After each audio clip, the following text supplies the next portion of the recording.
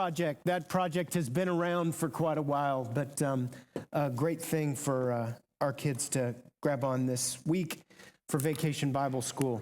Let me share with you something that somebody sent me this week. Somebody sent me this to share before I preach. A prayer. Lord, by your Spirit, may your people hear a better sermon than the one I'm about to preach.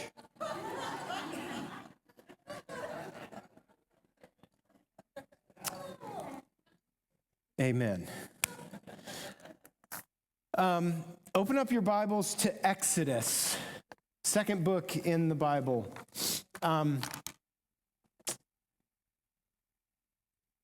gotten to know some of you over the last few years, something that you may or may not know about me. I'm a married man, married to this lady right here. Her name is Dana, and we've been together for a bunch of years. And early on, when we were dating, somehow we started walking together. At the house where my parents lived, there was a little pond 2 or 3 blocks from there. We would walk over there and walk around the pond. I think you had to walk around the pond about 97 times to get a half a mile, but it was really small, but there was a little walking trail. And we walked there, and then when we got married, we walked in our little town, and then when we moved, we walked in that town, and when we moved again, we walked in that town. And I think as of last night's 2.2 miles that we walked, I think we're at 471 for the year we walk. You do you things, we walk. It's free, almost. And I love walking with Dana, except I do have this complaint. Do you know what spidey sense is? Okay, for those of you Marvel people, you know what spidey sense is? Yeah. Dana can sense when somebody's going to put a pool in.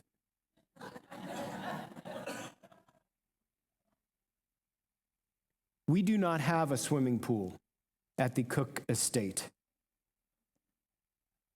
But we live in a neighborhood where Dana thinks that at least half of the people in our neighborhood have pools. It's not nearly that much. Maybe 1 in 5, and that's a lot.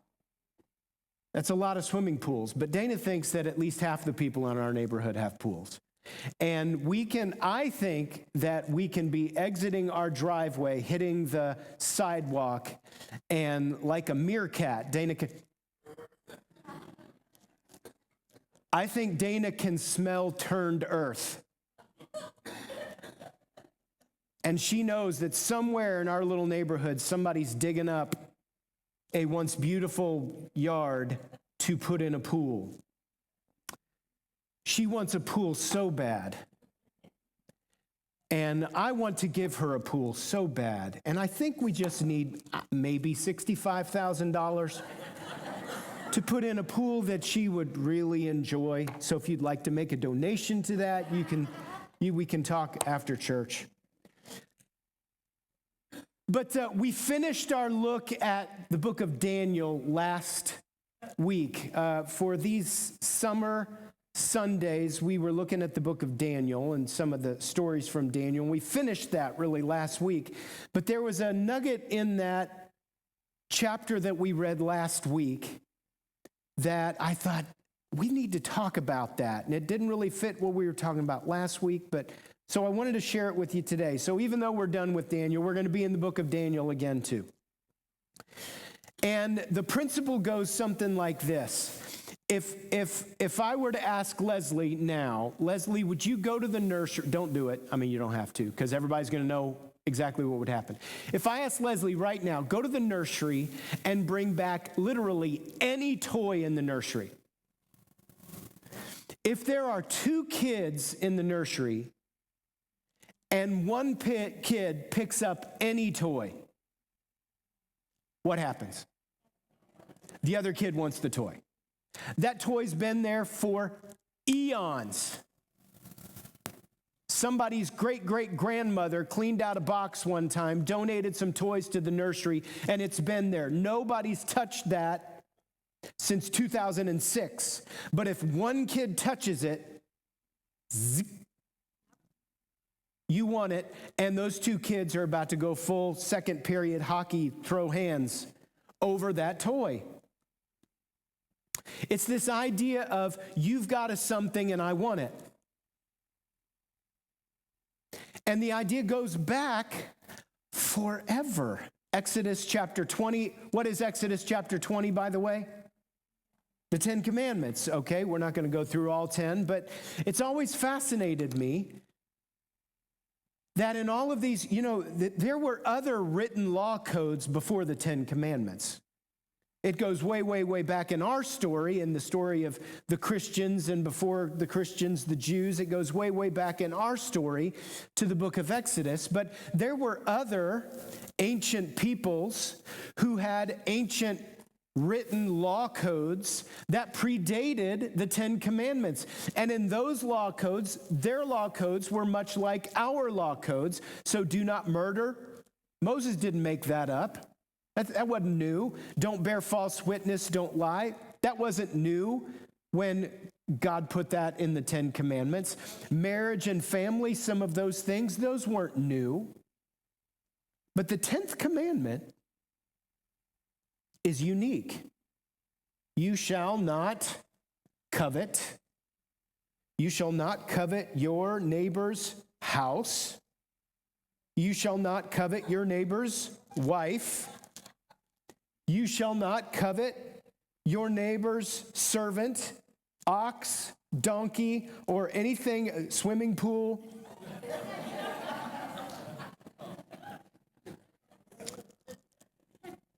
Vacation. I've got a friend on a cruise right now. And you know where I am? Not on a cruise. You shall not covet anything else that belongs to your neighbor's bank account, your neighbor's promotion, your neighbor's kid's baseball talent, your neighbor's car, your neighbor's bass boat, your neighbor's lawnmower, your neighbor's lawn. Oh, for a long time, Dana and I had a green yard, but not much of it was grass. The weeds were green, which was great. And it went from weedy tall to weedy short, and it looked cleaner. But I heard, thou shalt not covet Jim's grass, because he had more grass than me. I've had friends with better cars than me. I've had friends with cooler vacations than me. And the idea of jealousy is not new. It goes to the nursery. It goes back to the 10 Commandments. I mean, think about it. How many commandments are there? 10% of 10 is 1. It just always has kind of gotten me. God gave 10% of the 10 Commandments to this idea that's not in other ancient people's law codes. This is more of a feeling, an urge that God warns us against. And I think it's probably because it's a big deal. And all of this before social media. I kept track years ago. I kept track for a week as I scrolled social media of all of the things that other people had that I didn't have. And it was a long list. Everything else from, I had a hamburger one day and that guy had the world's biggest pork chop. And you know a way to make your hamburger taste bad?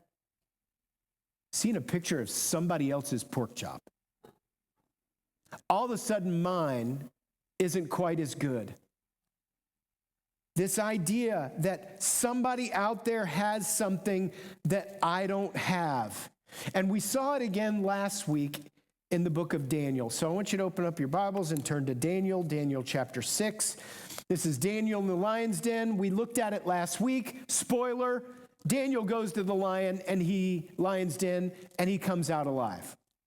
But that's not what we're talking about this morning. But I want to read part of this chapter to you again And I think that you need to hear this message because I need to hear this message. I know Dana needs to hear this message. We have a great backyard. It's beautiful. It just lacks a perfectly balanced chef's kiss in-ground swimming pool. And then we'd be happy. Now, I'm picking on her, but I could probably pick on you all too. And I know I could pick on me because I see things all the time that fill me with envy, with jealousy, comparison. The Exodus word is covetousness. Daniel chapter 6, starting in verse 1. It pleased Darius the king to appoint 120 satraps, kind of governors, administrators, to rule throughout the kingdom, with 3 administrators over them. So there's this flow chart. The king is the king, and under the king has 3 direct reports. He has 3 administrators, and those 3 administrators have 120 governors or mayors or officials underneath them. With 3 administrators over them, one of whom was Daniel. And remember who Daniel was. Daniel was not a Mede or a Persian. He wasn't a Babylonian. He was an exile from Judea, taken as a young man, probably a teenager, and now he's in his 80s. So he's spent decades and generations now in Babylon, away from his home, but he has served the kings. He has served the kingdoms where he was brought as a very, very young man. The satraps were made accountable to them so that the king might not suffer loss. That's a pretty good flow chart if you're the king. If you're the king, you could worry about everything that's going on down in Cumberland Furnace, or you could get somebody to take care of that for you. And that's what the king did. Now, Daniel so distinguished himself among the administrators and the satraps by his exceptional qualities that the king planned to set him over the whole kingdom. So remember, there's 120 kind of area mayors, governors, leaders.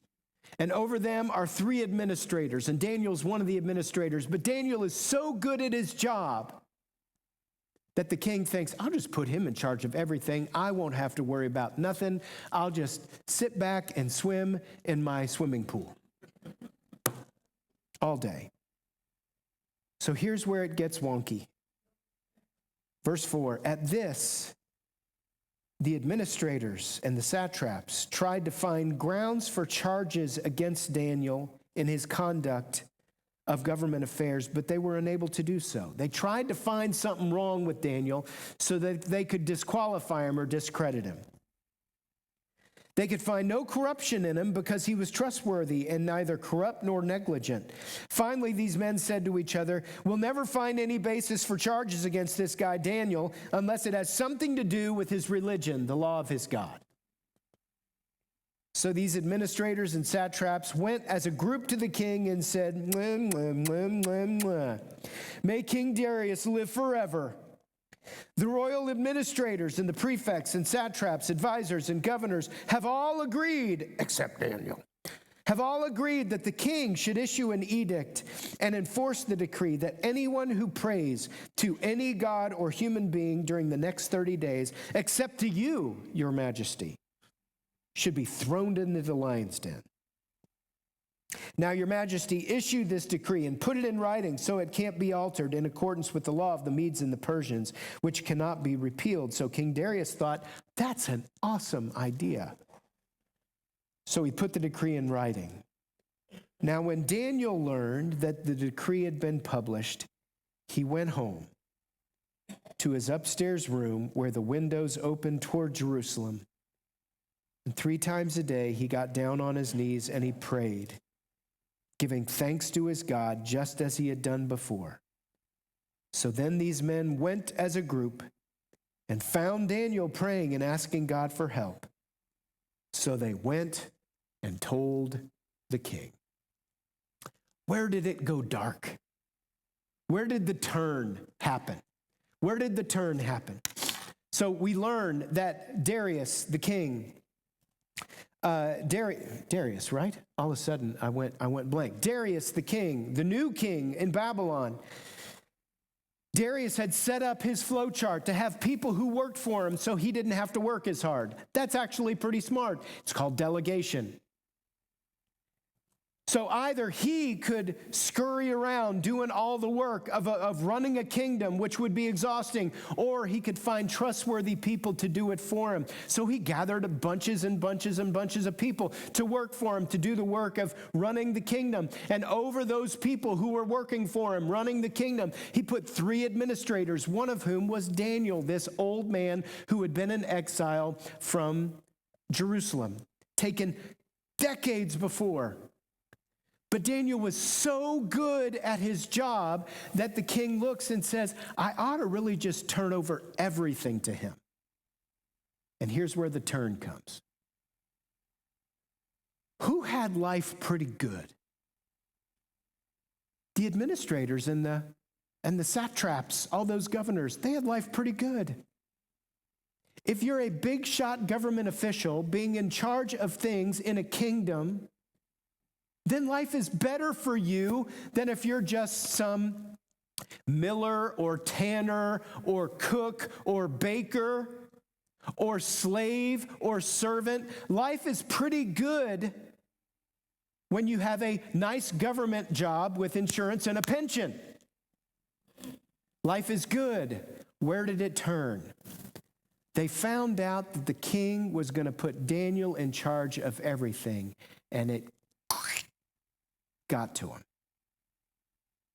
So what did they do? They start to scheme.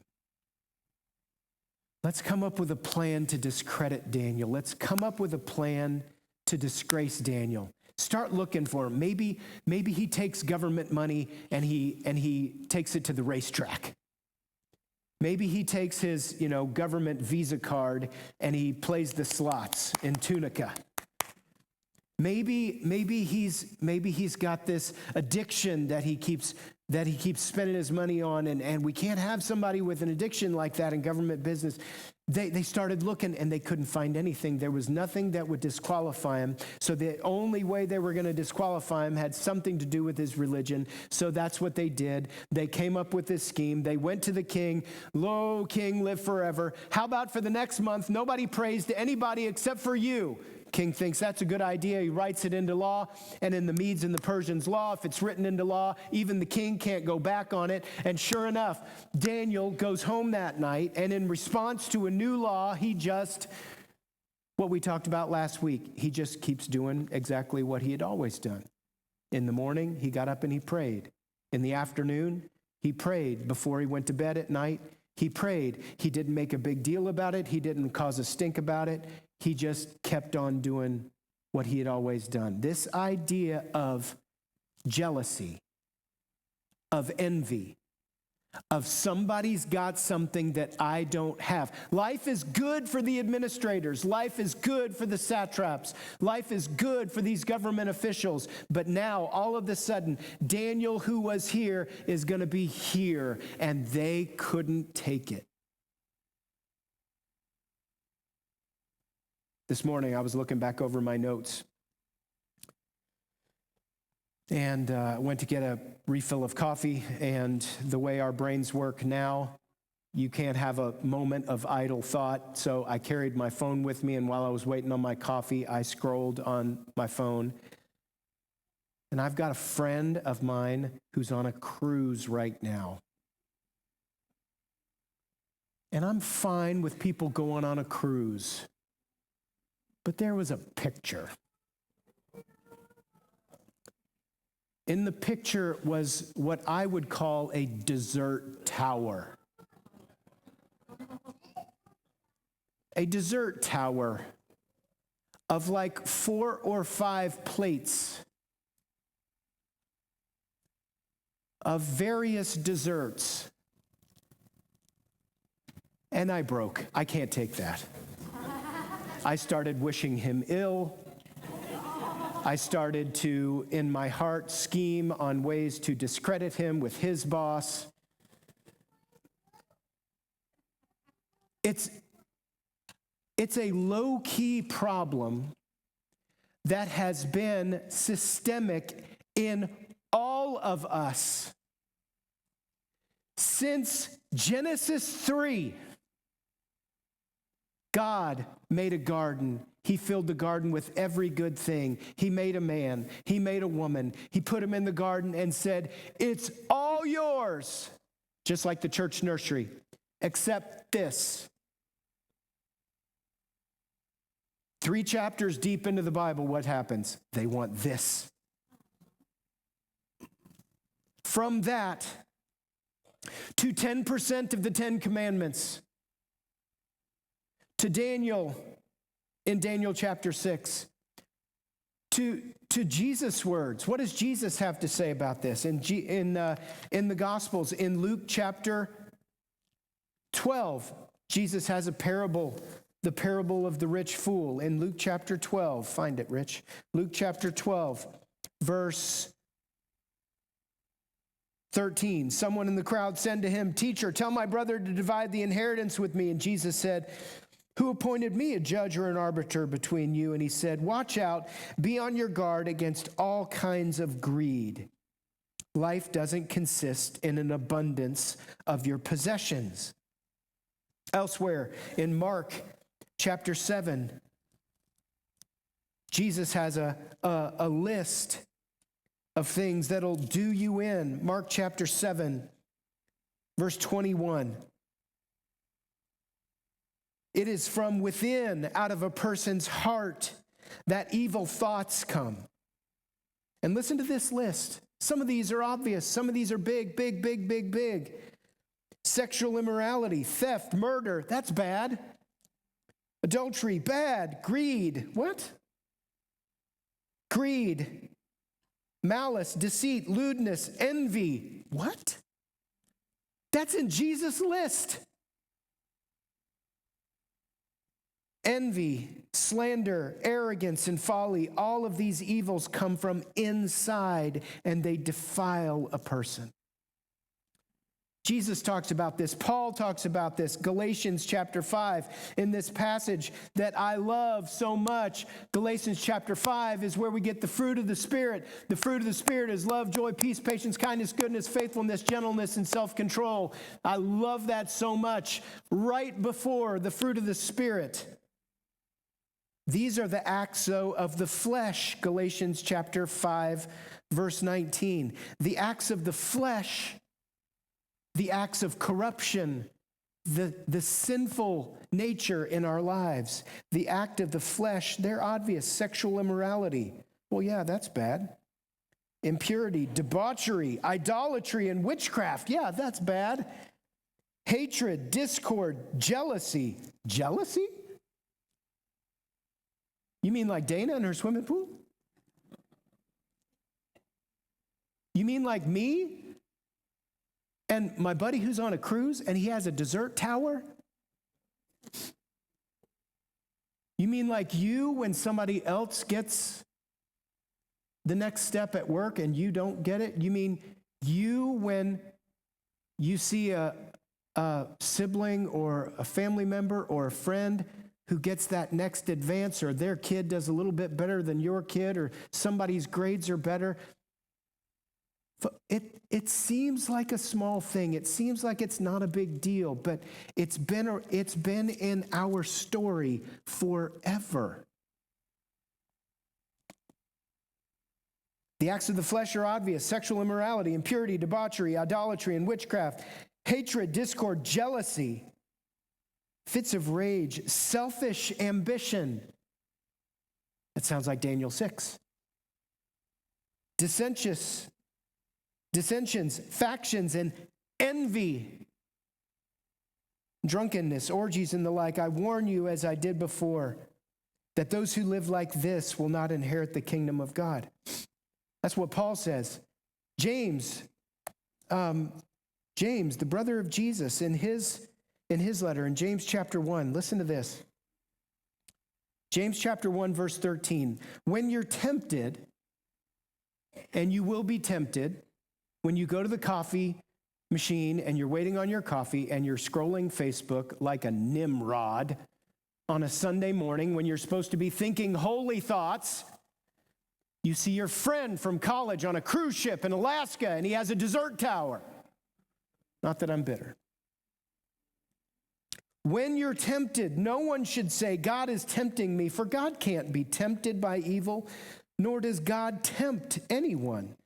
But each person is tempted when they are dragged away by their own evil desires, and they're enticed. Then, after that desire has conceived, it's a great picture. It gives birth to sin. And sin, when it is full grown, gives birth to death. When we look around, when you look around, and I would say it's inescapable. It's inescapable. When we look around, we're going to see things that we want.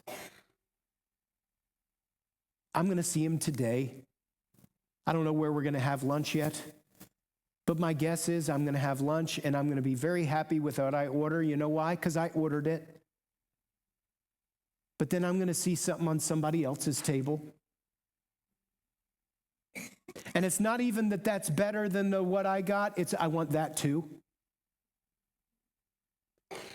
I have a car. You know what a car's purpose is? To get you from there to there.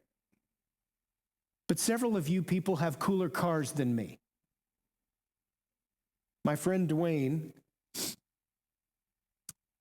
calls my truck a girl truck.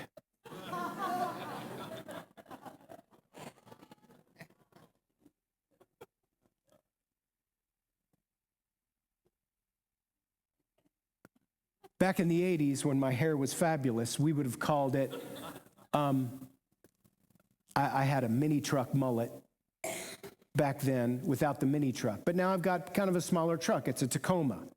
You know what's bigger than the Tacoma? The Tundra. Okay, the Tundra. Anybody drive a Tundra?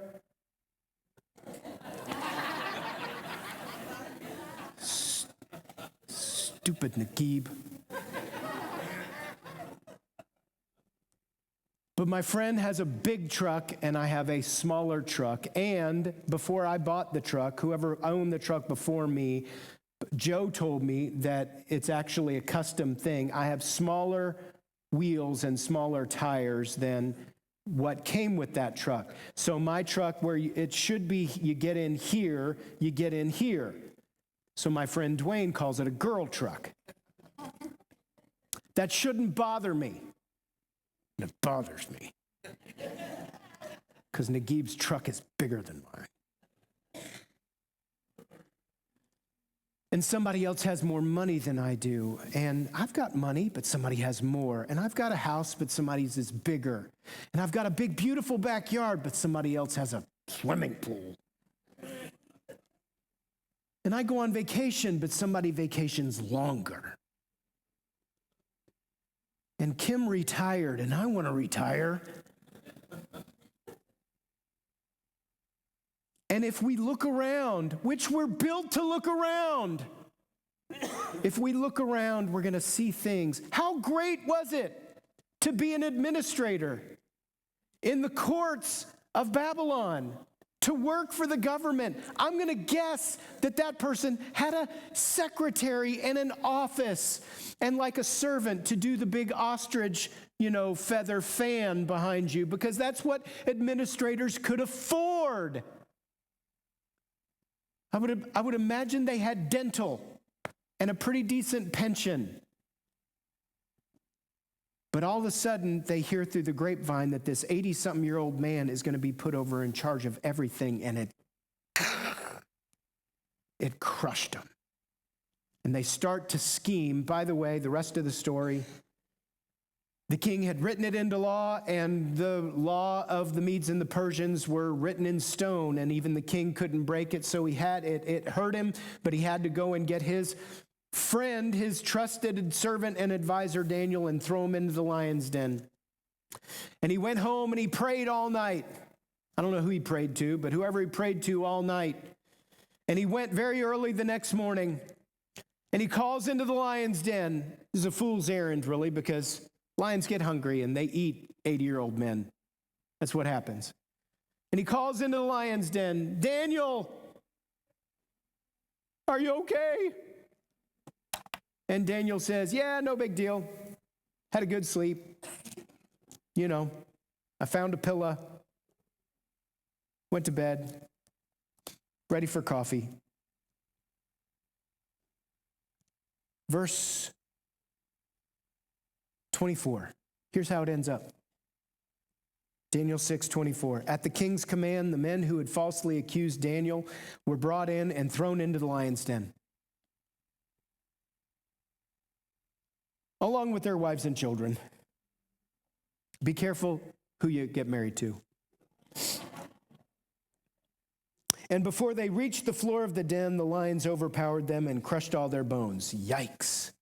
When we look around and we see the things we don't have, folks, that can be poison. And I know we mention this sometimes, but we don't ever really preach on it and teach on it. But it's a story. It's a theme as old as Genesis chapter 3. It's important enough to be 10% of the 10 commandments. It's important. It's important then. It's important today. It's important to me. Somebody probably this morning thinks that I've been listening in on your conversations. I love when people come up after I preach and go, were you talking about me? And I'll always say, well, yeah. I see everything. Yes. Do you know how I know? Because this is universal. We struggle with this. When we look around, we see the things that we don't have, and then that just starts to put a seed in us. And James says, when that conceives, it gives birth to sin, and sin, when it is fully grown, gives birth to death. So how do we combat this? I've preached my whole sermon, and just here the last minute or two, this is the good news. If we look around and we see all the things that we don't have, what we haven't done is looked within and thought, how good do I have it? Every once in a while, I shared this with Joe this week, we talked about this. Every once in a while it hits me, how good is my life? Sincerely, how good is my life? I don't have the this, and I don't have the this. And I get to go on vacation, but not as long as this person. And I have a truck, but it's a girl truck. And I've got a great backyard, but it doesn't have a swimming pool. And this, and compare. But how great is my life? How do we combat jealousy and envy and covetousness and comparison? How do we not get poisoned by that? Like these administrators and satraps and government officials did in Daniel chapter 6. Thankfulness, gratitude, contentment, peace, even if we never have an in-ground swimming pool.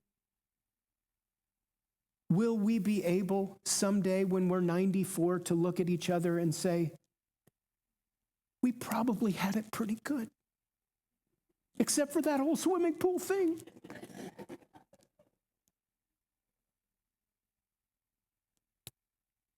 We went all over the world.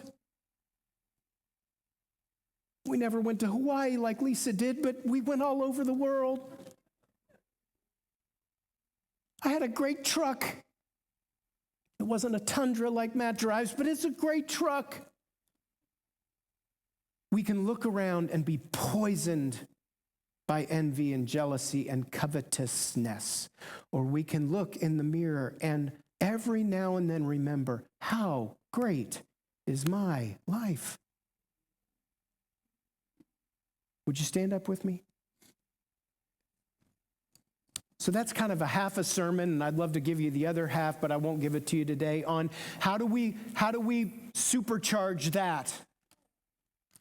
How do we then get fixated like we could get fixated on all the things we don't have? How can we then switch our vision to gratitude and thanksgiving and contentment and peace? When I preach that sermon, y'all act surprised and remember everything that I said. This is the preface of that sermon, one that I'll give you someday. But just pray. Somebody needs to pray this prayer right now. Somebody, this message was meant for them. Today, right now, present, current, in your life right now, you're dealing with some of these things, envy and jealousy and not being content and being fixated on not the things that we have that make our lives great, but the very few things sometimes that we don't have. And by the way, if you got that something, then there'd be something new. It's the way we're wired. And what we need is the Lord to come in and help rewire us, to turn our eyes from being outwardly focused on all the things that we don't have to the vast amount of blessings that we do. Would you pray with me?